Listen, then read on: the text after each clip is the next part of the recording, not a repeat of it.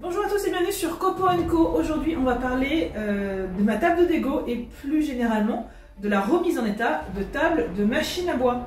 Car comme vous allez bientôt le voir, je vais vous approcher dans quelques instants, et bien cette machine, j'ai dû la stocker pendant plusieurs mois dans un endroit qui n'était pas forcément chauffé et qui était même un petit peu humide, le temps que je termine les travaux de mon atelier. Et pendant ce temps-là, eh bien, les tables, elles n'ont pas apprécié. Il y a de la rouille qui est apparue. Donc l'idée c'est de remettre ces tables en état. Et pour ça, je vais utiliser différents produits, différentes techniques pour comparer leur efficacité. Et puis du coup, pour vous donner un retour d'expérience, si vous aussi, vous avez des tables à restaurer. Allez, je vous approche, vous allez voir, c'est quand même pas mal déjà attaqué. Donc vous le voyez, beaucoup de rouille. Voilà, il n'y a pas besoin de frotter beaucoup. Alors il y a des endroits où c'est un petit peu plus piqué que d'autres. Voilà, il y a des petites traces, on voit qu'il y a des petites auréoles aussi. L'arbre, porte-fer et les fers ont aussi pas mal dégusté. D'ailleurs même un peu plus je trouve que les tables. Donc ça aussi ça devra être rénové. Toutes les parties qui étaient peintes, hein, en dessous on voit sur le tapis papillon, elles ont plutôt bien résisté. Il y a juste ici où du coup on aura aussi de la rouille à retirer. Et puis sur la table inférieure, vous allez voir ça. Voilà.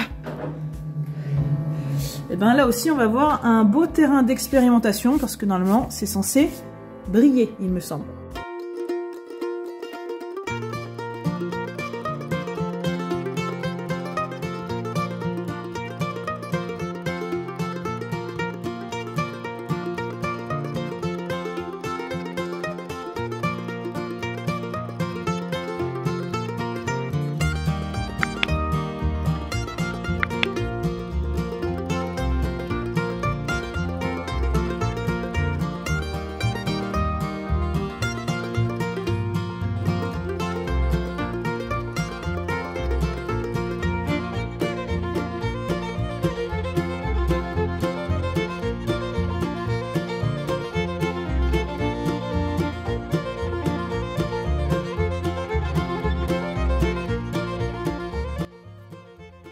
Allez, l'heure du bilan est arrivée, on va faire un petit peu le point sur mes conclusions de mes différents tests. Donc on avait fait le premier test avec de l'abrasif simple, ça fonctionnait. Franchement ça fonctionne très très bien, on voit il y a un beau brillant.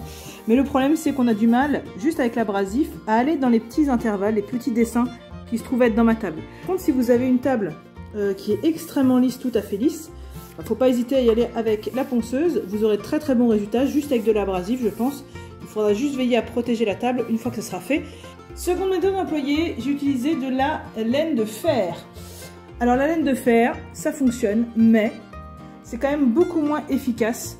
Évidemment, c'est beaucoup plus fin, donc seul, c'est pas quelque chose que je préconise.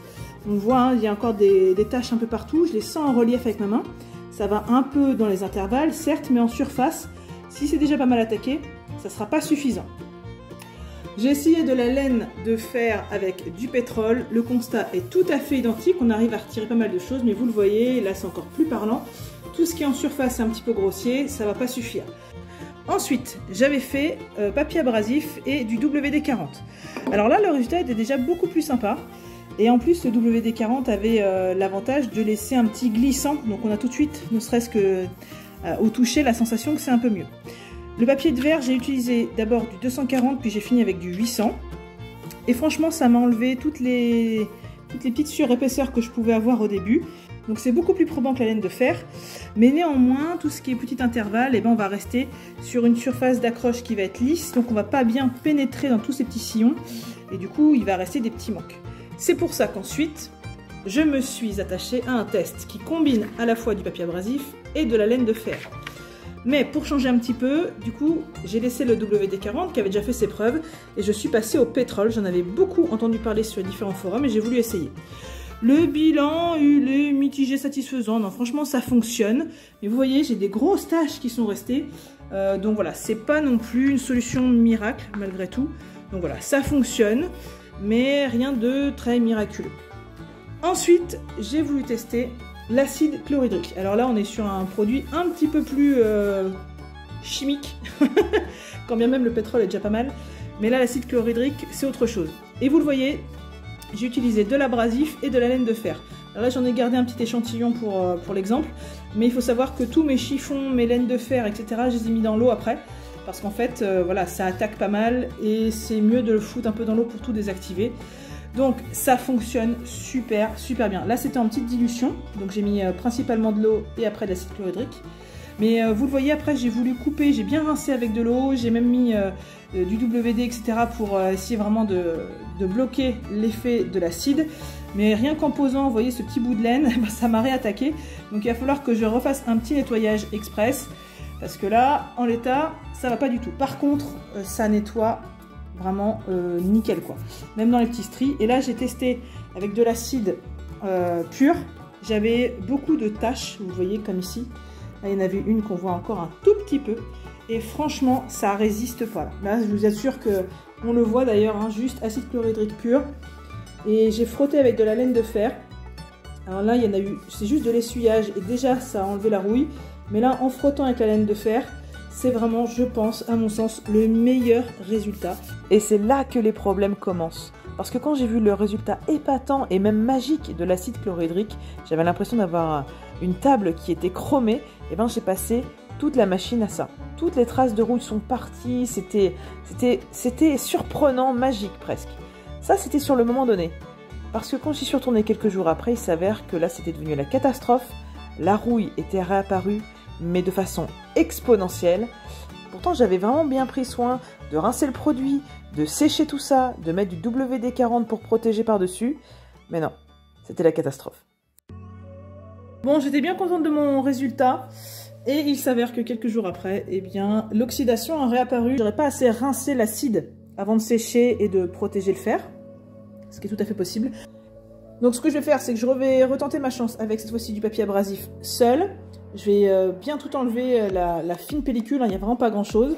Et puis je mettrai du glisse-bois à la fin pour refaire une petite couche de protection. Donc les tables aussi ont été touchées, les tables du dessus, la table du dessous. Donc voilà, je pense qu'il y a peut-être un problème de rinçage effectivement. Donc je vais repartir juste avec du papier de verre. Je vais tout bien nettoyer, tout bien lubrifier et on verra comment ça évolue. Donc bon, vous l'aurez compris, c'était pas du tout prévu ce qui m'est arrivé. Finalement, avec un ponçage, avec du papier de verre, avec de la laine de fer, avec un bon essuyage, et puis à la fin j'ai mis du glisse-bois pour essayer de faire une petite couche protectrice, tout ça en spray, et ben j'arrive à avoir des tables qui sont quand même en meilleur état qu'elles ne l'étaient au milieu du processus. Par contre, celui qui a vraiment accusé le coup là-dedans dans cette expérience, eh bien c'est mon arbre porte-fer qui, lui, malgré que je l'ai un petit peu rattrapé, eh bien a continué à fabriquer de la rouille, malgré la protection du glisse-bois qui était censé faire une pellicule qui l'empêchait eh bien de redévelopper de la rouille. Donc voilà, ça m'empêche pas d'utiliser la machine, mais au final, croyant bien faire, j'ai vraiment aggravé la situation. Donc ne faites pas comme moi, au moins ça a peut-être cet avantage-là. Faites attention avec l'acide chlorhydrique, ça peut paraître la solution idéale et ça peut l'être certainement dans certains cas de figure, mais en tout état de cause, ici ça a aggravé la situation et c'était vraiment pire qu'avant. Donc pour conclure, papier de verre, laine de fer, éventuellement du pétrole, éventuellement un lubrifiant, une bonne protection, mais évitez l'acide chlorhydrique parce que franchement, sur le long terme, c'est catastrophique.